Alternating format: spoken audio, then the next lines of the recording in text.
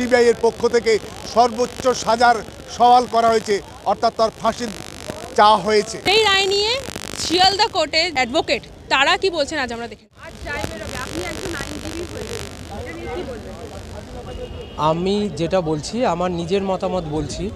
আমি চাইছিলাম দোষী যারা ছিল, আরও যারা দোষী ছিল তাদের অবশ্যই অ্যাকিউজড হিসাবে যদি ঠিকমতো ইনভেস্টিগেশন করে ওদের পাওয়া যেত। শুধু সঞ্জয় একা তো দোষী না, যেখানে ভিকটিম যে অভয়া যেত, অভয়ার মা বাবাও তাই বলেছে, সবাই তাই বলছে যে একজনের দ্বারা এটা সম্ভব না।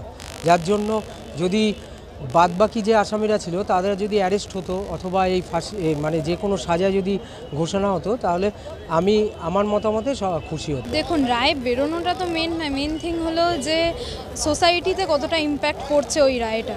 আজকে সঞ্জয় ঘোষের একদম আলটিমেট ম্যাক্সিমাম সাজা যেটা, সেটা হলো ডেথ পেনাল্টি। সাধারণ জনতা জানতে চাইছে যে সেফটিটা কোথায়, মহিলা আজকে সেফ কোথায় আছে। একটা ডাক্তার যদি এইভাবে নৃশংসভাবে তাকে মৃত্যু দিয়ে দেওয়া হয় তাহলে আমরা কোথায় আছি? আমরা যারা কর্মক্ষেত্রে যাওয়া শুরু করব, আমাদের বাবা মারা কীভাবে আমাদের ওখানে পাঠাবেন?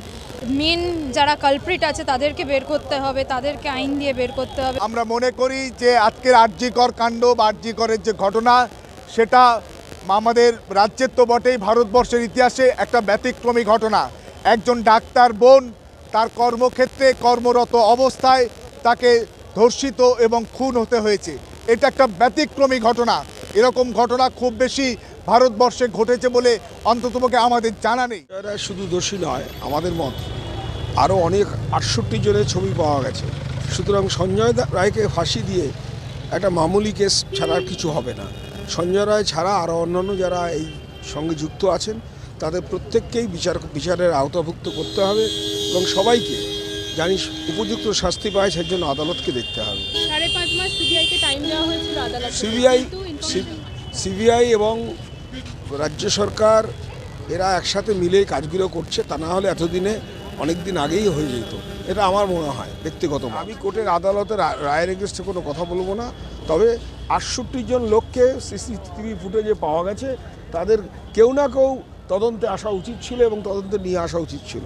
সেটা যখন সিবিআই করতে পারেননি বা কোর্ট করতে আদালত করতে পারেননি, সেটা আমরা খুব হতাশ।